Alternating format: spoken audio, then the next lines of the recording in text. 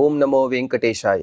అఖిలాండ కోటి బ్రహ్మాండ నాయకుడైన శ్రీ శ్రీనివాస పరబ్రహ్మ యొక్క దివ్యానుగ్రహ విశేషం చేత తిరుమల తిరుపతి దేవస్థానం వారు నిర్వహించే అనేక ధార్మిక కార్యక్రమాల్లో భాగంగా ప్రతిరోజు మనం శ్రీమన్ మహాభారతాంతర్గత అరణ్య పర్వలోని విశేషాలను యథాశక్తి తెలుసుకునే ప్రయత్నం చేస్తున్నాము.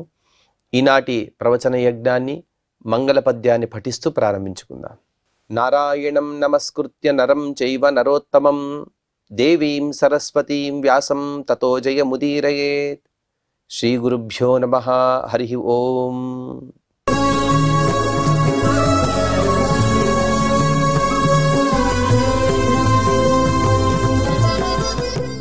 మార్కండేయ మహర్షి గారు స్కందోత్పత్తిని తెలుపుతూ ఉన్నారు. అందులో భాగంగా దేవసేన అనే పిలువబడే దేవేంద్రుని యొక్క చెల్లెలు, అతనికి పతిగా పుట్టేవాడే దేవతల యొక్క సైన్యాధ్యక్షుడుగా ఉంటాడు అని చతుర్ముఖ బ్రహ్మగారు చెప్పడం, ఇవన్నీ కూడా విన్న వెంటనే దేవర్షులు ఎక్కడైతే తపస్సుని అలాగే హోమాదులను చేస్తుంటారో అటువంటి ప్రాంతానికి వెళ్ళాడు. అక్కడ వెళ్ళి అనేక హవిర్భాగాలను స్వీకరించేటువంటి అగ్ని యొక్క విషయాలను చెబుతూ ఉన్నారు. అక్కడికి వచ్చినటువంటి హవ్యవాహుడు అనగా అగ్నిదేవుడు ఆ దేవర్షుల యొక్క పత్నులు వారి సౌందర్యాన్ని చూసి ముగ్ధుడైపోయాడు. ఇక ఎలాగైనా వారితో ఉండాలనే కాంక్షతో గార్హపత్య అనే అగ్నిని తను ప్రవేశించాడు. ప్రవేశించిన తర్వాత జరిగిన వృత్తాంతాన్ని మార్కండేయ మహర్షి గారు తెలుపుతూ, మార్కండేయువాచ సంస్పృశన్నివ సర్వాస్థాః శిఖాభిః కాంచన ప్రభాః పశ్యమానశ్చ ముముదే గార్హపత్యం సమాశ్రితః. ఎప్పుడైతే అగ్నిదేవుడు గార్హపత్య అగ్నిని తను ప్రవేశించాడో కృతకృత్యుడైపోయాడు. తను ఆలోచించిన విధానం సరియని తను నిశ్చయించుకుని గార్హపత్య అగ్నిలో ప్రవేశించి తన శిఖలతో వారిని స్పృశిస్తూ ఉన్నాడు. వారి అద్భుతమైనటువంటి సౌందర్యాన్ని చూస్తూ కాలం గడపసాగాడు. నిరుష్య తత్ర సుచిరం ఏవం వన్నిర్వశం గతః మనస్తాసు వినిక్షిప్య కామయానో వరాంగనాః. ఇలా చాలా కాలం వరకు కూడా అగ్నిదేవుడు ఆ గార్హపత్య అగ్నిలో నిక్షిప్తుడై గార్హపత్య అగ్నిలోనే ఉంటూనే ఆ దేవర్షుల యొక్క స్త్రీల యొక్క అందాలను చూపులతోనే ఆస్వాదిస్తూ కామవశుడైపోయాడు. వాళ్లపైన మనసు పారేసుకుని ఎలాగైనా వారి పొందుని కోరుకుంటూ ఉవ్విళ్ళూరసాగాడు. కామ సంతృప్త హృదయ దేహత్యాగ వినిశ్చిత అలాభే బ్రాహ్మణ స్త్రీణాం అగ్నిర్వనముపాగమత. తను ఆకాంక్షిస్తున్నాడు కాబట్టి తనకు అది అశక్యమైనటువంటి విషయమని అగ్నిదేవుడికి తెలుసు. తను ఎంత ఋషిపత్తులను మోహించినా కూడా తన అగ్నిశిఖలతో వారిని అలా తడుముతూ ఉన్నా కూడా తద్వారా అగ్నికి తృప్తి కలగటం లేదు. ఒకవైపు కామ సంతృప్త హృదయము, ఇంకొక వైపు తనకు ఇది దొరకని విషయమని కూడా తెలుసు. అందుకోసం ఇటువంటి బ్రాహ్మణ స్త్రీలను పొందలేని నా శరీరం ఎందుకు వ్యర్థము అని దేహత్యాగం చేయాలని వనాలకు వెళ్ళిపోయాడు. స్వాహాతం దక్షదుహిత ప్రథమం కామయత్తదా సాతస్య ఛిద్రమన్వైచ్ఛత చిరాత్ ప్రభృతి భావిని. ఇదే సందర్భంలోనే ఎప్పుడైతే అగ్నిదేవుడు ఆ బ్రాహ్మణ స్త్రీలను కామిస్తున్నాడో ఇదంతా కూడా విషయాలను తెలుసుకున్నది స్వాహాదేవి. స్వాహాదేవికి ఇప్పటి వరకు కూడా అగ్నిదేవునితో ఎటువంటి సంపర్కం లేదు, వీరికి వివాహమే కాలేదు. కానీ అగ్నిదేవుని గురించి చాలా ఆలోచిస్తూ ఉంది స్వాహాదేవి. ఎలాగైనా సరే ఈ అగ్నిదేవుడినే నా పతిగా పొందాలని తను ఎంతో కఠోరమైనటువంటి తపస్సు ఇత్యాదులు వ్రతాదులను కూడా చేసి ఉన్నది. ఎప్పుడైతే ఇటువంటి అవకాశం దొరికిందో ఈ అవకాశాన్ని తనకు అనుకూలంగా మలుచుకుంటూ ఉన్నది. అప్రమత్తస్య దేవస్య నచ పశ్యత్యనిందిత సాతం జ్ఞాత్వా యథావత్తు వన్హిం వనముపాగతం. ఇక్కడ గార్హపత్య అగ్నిలో ఉంటూ అగ్నిదేవుడు ఆ బ్రాహ్మణ స్త్రీలను కామిస్తున్నాడనే విషయాలన్నీ కూడా తెలిసినటువంటి ఆ స్వాహాదేవి ఎలాగైనా సరే ఆ అగ్నిదేవుడిని తను పొందాలి అని ఆలోచిస్తూ ఆ అగ్నిదేవుడు కూడా వనానికి వెళ్ళిపోయాడనే విషయాలను తెలుసుకున్నది. తత్వతః కామసంతప్తం చింతయామాస భావిని అహం సప్తర్షి పత్నీనాం కృత్వా రూపాణి పావకం. ఇక అగ్నిదేవుడు కామ సంతృప్తుడై ఉన్నాడు. అలాగే ఆ బ్రాహ్మణ స్త్రీల పొందుడు కూడా కోరుకుంటున్నాడనే విషయాన్ని తెలుసుకుంటూ తను ఆలోచిస్తూ ఉన్నది.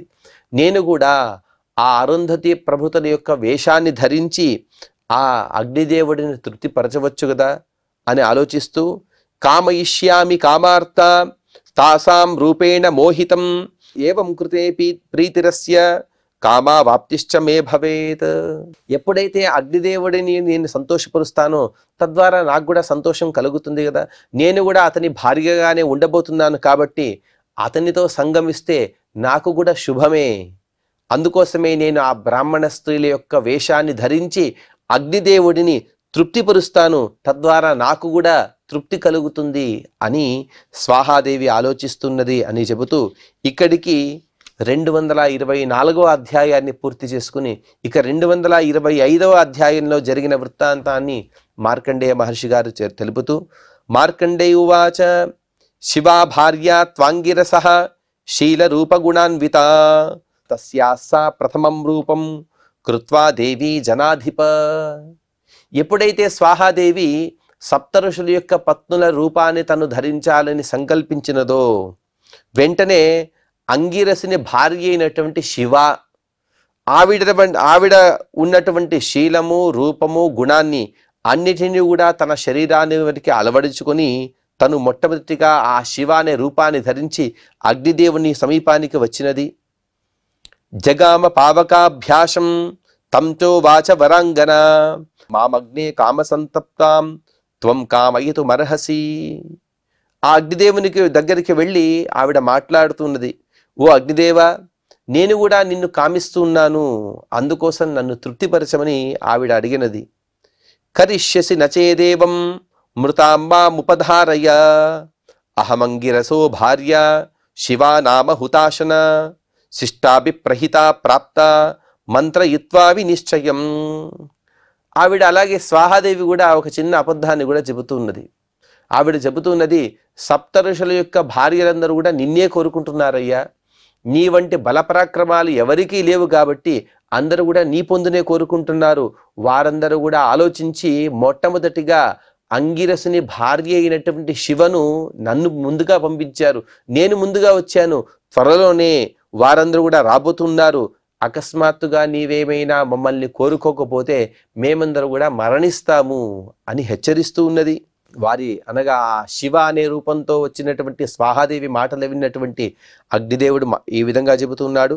అగ్నిరువాచ కథం మాం త్వం విజానీషే కామార్థమితరాః కథం యాస్త్వయా కీర్తితాః సర్వాః సప్తర్షీణాం ప్రియా స్త్రియః. ఆ స్వాహాదేవిని అనగా శివాదేవిని ఈ విధంగా అడుగుతున్నాడు అగ్నిదేవుడు, ఓ దేవి, మిగిలిన ఋషిపత్నులు అందరూ కూడా మిమ్మల్ని నేను వాంఛిస్తున్నానని మీకెలా తెలుసమ్మా? నేనెప్పుడూ కూడా మీ దగ్గర అటువంటి వ్యవహారం చేయలేదు కదా అని అడగగా అందుకు ఆ శివ చెబుతూ, శివోవాచ అస్మాకం త్వం ప్రియో నిత్యం బిభీమస్తు వయం తవ త్వచ్చిత్తమింగితై జ్ఞాత్వా ప్రేషితాస్మి తవాంతికం.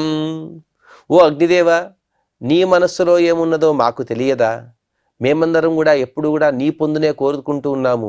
నీ తేజస్సు, అలాగే నీ రూపము, నీ వర్చస్సు, నీ పరాక్రమము, ఇటువంటి నీ సద్గుణాలు చూసి మేమందరం కూడా మోహితులమైపోయాం. కానీ బిభీమహ, నీ దగ్గరికి రావాలంటే కాస్త భయంగా ఉంటుంది. అగ్నిదేవుడు ఎప్పుడు కూడా వేడివేడిగా ఉంటాడు కదా, దగ్గరికి వెళితే ఒళ్ళంతా కూడా కాలిపోదు. అందుకోసం అటువంటి భయాన్ని చూపిస్తూ నీ చిత్తం తెలుసు కానీ, అనగా నీకు మా పైన మనసు ఉన్నది తెలుసు కానీ నీ దగ్గరికి రావాలంటే మాత్రం భయంగా ఉంది. అందుకోసం అందరూ ఆలోచించి నన్ను మొట్టమొదటిగా నీ దగ్గరికి పంపించారు. మైథునాయేహ సంప్రాప్త కామం ప్రాప్తం ధృతం చర జామయో మాం ప్రతీక్షంతే గమిష్యామి హుతాశన. అందుకోసం వారి ఏర్పాటు ప్రకారంగా నేనే మొట్టమొదటిగా నీ దగ్గరికి వచ్చాను. నీతో సంగమించాలనే అభిలాషతో నేను వచ్చాను. నీకు నా మీద మనసే ఉంటే ఆలస్యం చేయక వెంటనే నన్ను సంగమించు. అవతల ఇంకా నేను తర్వాత మిగతా వారందరూ కూడా రాబోతున్నారు కాబట్టి వెంటనే ఇక ఆలస్యం చేయకుండా ఉండమని ఆ శివ తను ప్రార్థిస్తూ ఉన్నది. మార్కండేయువాచ తతోగ్ని రూపయేమే తాం శివాం ప్రీతి ముదాయతః ప్రీత్యా దేవీ సమాయుక్త శుక్రం జగ్రాహ పాణినా. ఆ అగ్నిదేవుడు అత్యంత ప్రేమతో ఆవిడ తన హృదయానికి హత్తుకున్నాడు. శివారూపంలో ఉండేటువంటి స్వాహాదేవి కోరినది కూడా ఇదే కదా, అతని పొందునే కోరింది, అతని భార్యగా ఉండాలనే కోరుకున్నది. కాబట్టి ఆవిడ కూడా ఆ అగ్నిదేవుడితో శివ అనే అంగిరస మహర్షి యొక్క భార్య రూపంతో ఉంటూ తను సుఖంగా కాలాన్ని గడిపినది. తదుపరి సంగమం అంతా అయిపోయిన తర్వాత ఆ అగ్నిదేవుని యొక్క శక్తి ఏదైతే ఉంటుందో దాన్ని తన చేతితో తీసుకున్నది. అచింతయన్ మమేదం ఏ రూపం ద్రక్ష్యంతి కాననే తే బ్రాహ్మణీనామనృతం దోషం వక్ష్యంతి పావక. ఆవిడ చెబుతోంది, అకస్మాత్తుగా ఓ అగ్నిదేవ, నేను వనంలో ఉన్నాను, నీవు వనంలో ఉన్నావు, మనమిద్దరం కూడా ఇక్కడ సంగమించిన విషయం ఈ కానీనులు అనగా ఈ గిరిజన ప్రాంతంలో ఉండేటువంటి వారందరికీ కూడా తెలుసు. అకస్మాత్తుగా నేను ఇక్కడి నుండి ఇదే రూపంతో బయటికి వెళితే నీవు నాతో ఉన్నావనే విషయం ప్రపంచమంతా కూడా తెలిసిపోతుంది. ఈ బ్రాహ్మణుల పత్నులకు అందరి కూడా చెడ్డ పేరు వస్తుంది కదా. తస్మాదేతత్ రక్ష్యమాణ గరుడీ సంభవామ్యహం వనాన్ నిర్గమనం చైవ సుఖం మమ భవిష్యతి. అందుకోసం నేను ఒక గరుడ పక్షి రూపాన్ని ధరిస్తాను. ఆ పక్షి రూపాన్ని ధరించి ఇక్కడి నుండి వెంటనే బయలుదేరి వెళ్ళిపోతాను.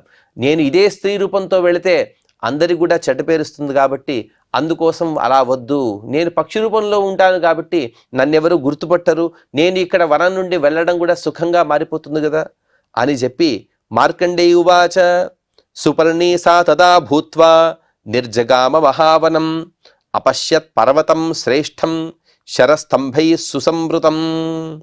ఆ విధంగా స్వాహాదేవి గరుడ పక్షిగా మారిపోయి ఆ అరణ్యం నుండి బయటపడింది. బయటికి వచ్చిన తర్వాత అలా ఎగురుతూ గరుడ పక్షి రూపంలో వెళ్ళేటువంటి ఆవిడకి తెల్లని పర్వతం ఒకటి కనబడింది. అక్కడంతా కూడా రెల్లుగడ్డి బాగా ఏపుగా పెరిగింది. ఆ గడ్డిని తను చూస్తూ ఉన్నది. ఆ పర్వతం ఎలా ఉంది అంటే దృష్టి విషయ సప్తశీర్షై భోగిభిరద్భుతై రక్షోభిశ్చ పిశాచైశ్చ రౌద్రైర్భూతగణైస్తథా రాక్షసీభిశ్చ సంపూర్ణం అనేకైశ్చ మృగద్విజైః. ఆ పర్వతంలో ఎన్నో విషముండేటువంటి పాములున్నాయి. వాటి విషం ఎటువంటిదంటే వాటి దృష్టి చేతే చాలు అన్ని కూడా మండి మసైపోతాయి. అంత గొప్ప విషం కలిగినటువంటి సర్పాలు, అవి కూడా 7 తలల సర్పాలు, పెద్ద పెద్ద సర్పాలు, అద్భుతమైనటువంటి నాగ సర్పాలన్నీ కూడా అక్కడ సంచరిస్తూ ఉన్నాయి. వాటిచే రక్షింపబడినటువంటి పర్వతం అది. అదేగాక రాక్షసులు, పిశాచాలు, భయానకమైనటువంటి భూతగణాలు, రాక్షసీ సముదాయం, అనేక పశుపక్ష్యాదులు ఇవన్నీ కూడా ఆ పర్వతంలో గోచరిస్తూ ఉన్నాయి. సాతత్ర సహసాగత్వా శైలపృష్ఠం సుదుర్గమం ప్రాక్షిపత్ కాంచనే కుండే శుక్రం సా త్వరితాశుభ.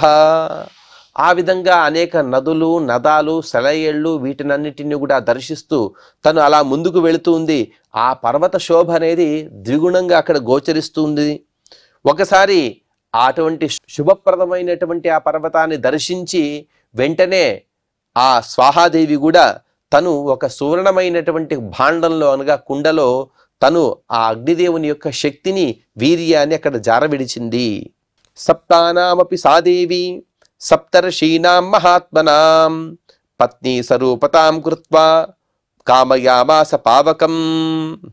ఇక స్వాహాదేవి 7 ఋషిపత్తులు ఎవరైతే ఉన్నారో వారి రూపాన్ని ధరించి ఈ అగ్నిదేవుని సంగమించాలని తను మనసులో భావిస్తూ ఉన్నది.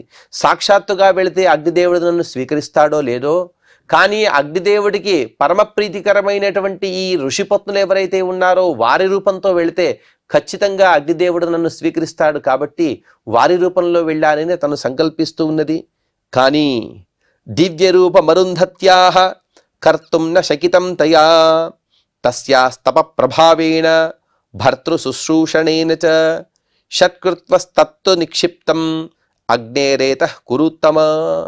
మిగతా 6 యొక్క బ్రాహ్మణ స్త్రీలు ఎవరైతే ఉన్నారో వారి రూపాన్ని ధరించి అగ్నిదేవుడిని పొందినది. కానీ చివరిగా వశిష్ఠ మహర్షి గారే భార్య అయినటువంటి అరుంధతి రూపాన్ని మాత్రం తను ధరించడానికి కుదరలేదు. ఎందుకంటే గొప్ప తపశ్శక్తి ప్రభావం, అలాగే ఆవిడ యొక్క పాతివ్రత్యం, ఇటువంటి అనేక గుణాల కలయిక వలన ఆ అరుంధతి సమానమైనటువంటి రూపాన్ని తను పొందలేక మిగతా 6 రూపాన్ని పొంది ఆ అగ్నిదేవునితో రమిస్తూ వారి వీర్యాన్ని మొత్తాన్ని కూడా సేకరించి ఈ ఏదైతే బంగారు కుండ ఉన్నదో అందులో తను వేసేసింది. తస్మిన్ కుండే ప్రతిపదే కామిన్యా స్వాహయా తదా తత్స్కందం తేజసా తత్ర సంవృతం జనయత్సుతం. ఆ ఏదైతే హేమకుండం అనగా బంగారపు కుండ ఉన్నదో, పాత్ర ఉన్నదో, తను సంగ్రహించి అందులో వేసినదో అదంతా కూడా స్కన్నం అని చెబుతూ ఉంటారు. అనగా అలా వచ్చేసింది కాబట్టి, స్ఖలితమైనటువంటి వీర్యం కాబట్టి అక్కడ దాన్ని స్కన్నం అని పిలుస్తూ ఉంటారు. అటువంటి స్కన్నమైనటువంటి ఆ వీర్యం ద్వారా ఒక శిశువు జన్మించినాడు. ఋషిభి పూజితం స్కన్నం అనయత్ స్కందతాం తతః షచ్చిరా ద్విగుణ శ్రోత్రో ద్వాదశాక్షి భుజక్రమ. ఒక శిశువు అక్కడ నుండి ప్రాదుర్భవించాడు, పుట్టాడు. ఆ పుట్టినటువంటి శిశువుని ఋషులందరూ కూడా చాలా ప్రేమతో గౌరవంతో చూశారు. అతడు అలా స్కన్నుడయ్యాడు కాబట్టి అతడిని స్కంద అని పిలిచారు. అనగా వీర్యం వలన జారబడ్డాడు కాబట్టి, విడవబడ్డాడు కాబట్టి అతడిని స్కందుడని అందరూ కూడా పిలుస్తున్నారు. కానీ అతని రూపం చాలా దివ్యంగా ఉన్నది. అతని రూపాన్ని వర్ణిస్తూ మహాభారతం చెబుతోంది. అతనికి 6 తలలున్నాయి. షట్చిరాహ ద్విగుణ శ్రోత్ర, 12 చెవులున్నాయి. కళ్ళు భుజాలు ఇవన్నీ కూడా చాలా అందంగా ఉన్నాయి. కానీ ఏకగ్రీవ ఏకజఠర కుమార సమపద్యత, ద్వితీయాయాం అభివ్యక్త తృతీయాయాం శిశుర్భవౌ. ఇతని ఎప్పుడైతే ఆ స్వాహాదేవి ఇతని అగ్నిదేవుని యొక్క వీర్యాన్ని సేకరించి ఇక్కడ పెడుతూ ఉన్నదో, చివరి వీర్యాన్ని సేకరించినది ప్రతిపత్తిథి నాడు. ఆ ప్రతిపత్తిథి నాడే అతనికి కళ్ళు వచ్చాయి, అలాగే చెవులు కూడా వచ్చాయి. అలాగే 2వ రోజే అతనికి ఏకగ్రీవాహ, 6 తలలు ఉన్నప్పటికీ కూడా గ్రీవాహ అనగా కంఠభాగం మాత్రం ఒకటే, జఠరం అనగా కడుపు భాగం కూడా ఒకటే ఉన్నాయి.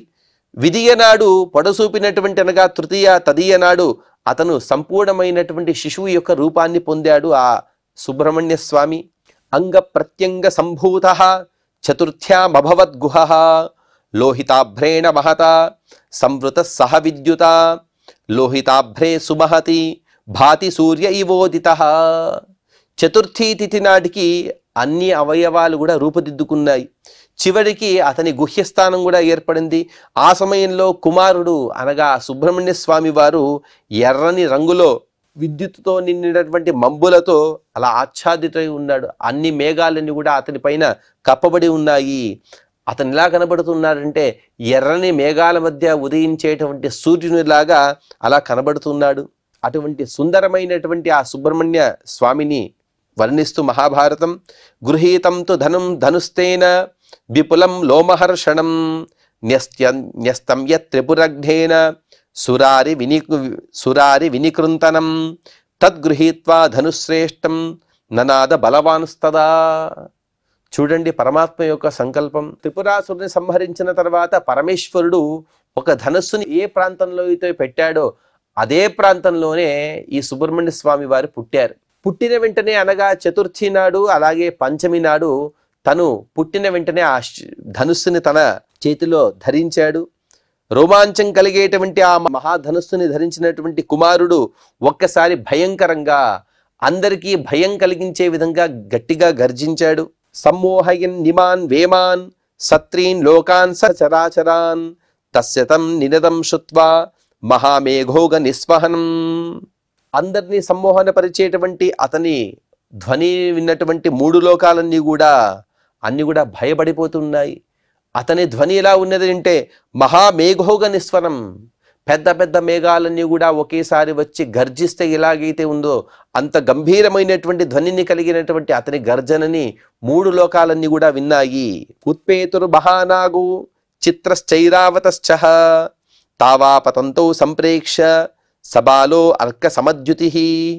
ఇతని ధ్వనిని విన్నటువంటి 2 ఏనుగులు మహానాగాలు అనగా ఐరావతం వలె పెద్ద శరీరం కలిగినటువంటి చిత్ర మరియు ఐరావతము అనే 2 పేర్లు గల ఏనుగులన్నీ కూడా అలా పైకి ఎగురుతున్నాయి. అనగా ఇతని ధ్వని ప్రభావం అలా ఉన్నది. వెంటనే ఆ ఏనుగులు ఎప్పుడైతే పైకి ఎగురుతున్నాయో పరిగెత్తుకుంటూ వచ్చి ఆ సుబ్రహ్మణ్య స్వామి వారు రెండింటిని గట్టిగా పట్టుకున్నారట. చిన్నగా పుట్టినటువంటి పిల్లలు వేటితో ఆటలాడుతారు? ఏవో చిన్న కర్ర బొమ్మలో లేకపోతే చిన్న చిన్న పదార్థాలతో ఆడుతూ ఉంటారు. కానీ ఇతను ఆడినటువంటి పదార్థాలు ఏమిటో తెలుసా? ఐరావతం వలె పెద్ద శరీరం కలిగినటువంటి 2 ఏనుగులతో తను అలా ఆటలాడుతూ ఉన్నాడు. ద్వాభ్యాం గృహీత్వా పాణిభ్యాం శక్తిం చాన్యేన పాణిన అపరేణాగ్నిదాయాదః తామ్రచూడం భుజేన సహా. వెంటనే ఆ 2 ఏనుగులను చేతులతో పట్టుకున్నాడు. మరొక చేతితో ఒక కుక్కుటాన్ని అనగా పెద్ద కోడిని కూడా పట్టుకున్నాడు. వాటితో తను ఆటలాడుతున్నాడు సుబ్రహ్మణ్య స్వామి వారు. మహాకాయముపసృష్టం కుక్కుటం బలినాం వరం గృహీత్వా విననద్భీమం చిక్రీడ చ మహాభుజః. అలా కుమారస్వామి గారు 2 చేతులతో ఐరావతాన్ని, మరొక చేతితో శక్తి అనే ఆయుధాన్ని, ఇంకొక చేతితో కోడిని, ఈ విధంగా అనేక పదార్థాలను పట్టుకుని ఆడుతూ ఆడుతూ మెల్లమెల్లగా గర్జిస్తూ ఒక్కొక్కసారి భయంకరమైనటువంటి సింహనాదాన్ని చేశాడు. ద్వాభ్యాం భుజాభ్యాం బలవాన్ గృహీత్వా శంఖముత్తమం ప్రాద్భాయత భూతానాం త్రాసనం బలినామపి. తదుపరి మహాబల పరాక్రమాల్లో కలిగినటువంటి ఆ సుబ్రహ్మణ్య స్వామి వారు 2 చేతులతో ఒక పెద్ద శంఖాన్ని తీసుకున్నారు. ఆ శంఖాన్ని తీసి ఆ శంఖాన్ని పూరించి పెద్ద ధ్వనిని కూడా సముత్పన్నం చేశాడు. ఆ ధ్వని వలన అందరూ కూడా భయభ్రాంతులైపోయారు. మరొకసారి దేవదాన సంగ్రామం జరగబోతుందా, లేకపోతే లోకమంతా కూడా ప్రళయంలో కొట్టుకుపోతుందా అని అందరూ కూడా భయపడుతూ ఉన్నారు. ద్వాభ్యాం భుజాభ్యాం ఆకాశం బహుశో నిజఘానః క్రీడన్ భాతి మహాసేనః త్రీన్ లోకాన్ వదనైః పిబన్. అతను గట్టిగా ఆకాశాన్ని కొడుతూ ఉన్నాడని మహాభారతం చెబుతోంది. ఆకాశాన్ని కొట్టడం అంటే అర్థం ఏమిటంటే, ఆకాశాన్ని కొడితే ఎంత ధ్వని అయితే వస్తుందో, అనగా ఆకాశంలో అంత పెద్ద ధ్వనిని చేశాడు సుబ్రహ్మణ్య స్వామి వారు. అంత మాటిమాటికి గట్టిగా మోదుతూ ఇటువంటి ఆటలు ఆడుకునేటువంటి ఆ సుబ్రహ్మణ్య స్వామి వారు ఆకలితో 3 లోకాలను కూడా మింగేస్తాడేమో అన్నంత పెద్ద రూపాన్ని ధరించి అటువంటి అరుణవనంలో శోభిస్తూ ఉన్నాడు సుబ్రహ్మణ్య స్వామి వారు.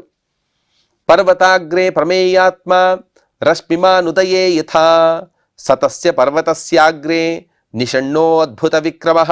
ఆ విధంగా కుమారస్వామి వారు ఉదయాచలం పైన సూర్యుని వలె పరాక్రమంతో సమానంగా భాసిస్తూ అలా వెలుగొందుతూ ఉన్నాడు. వ్యలోకే దమేయాత్మ ముఖైర్నానావిధైర్దిశః సపశ్యన్ వివిధాన్ భావాన్ చకార నినదం పునః.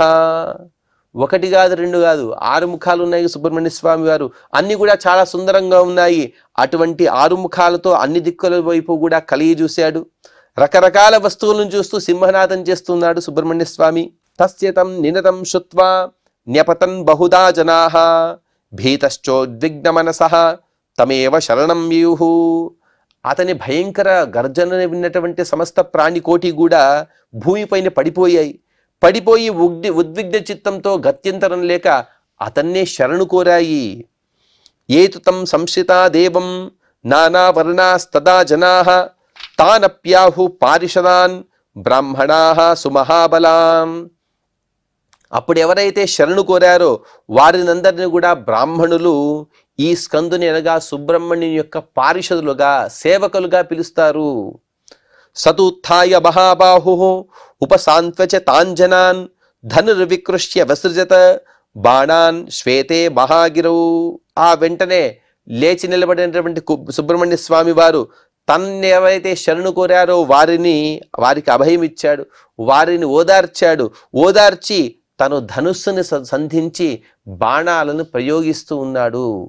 ఆ బాణాలని ఎవరిపైన ప్రయోగించాడు, వాటి వృత్తాంతాలను మనం తదుపరి ప్రవచనంలో తెలుసుకునే ప్రయత్నం చేద్దాం. ఈనాటి ప్రవచనాన్ని, ఆ ప్రవచనం యొక్క ఫలితాన్ని శ్రీవారి పాద పద్మములందు సమర్పణ చేస్తూ క్షమాప్రార్థన మరియు మంగళ పద్యాన్ని పలుకుదాం.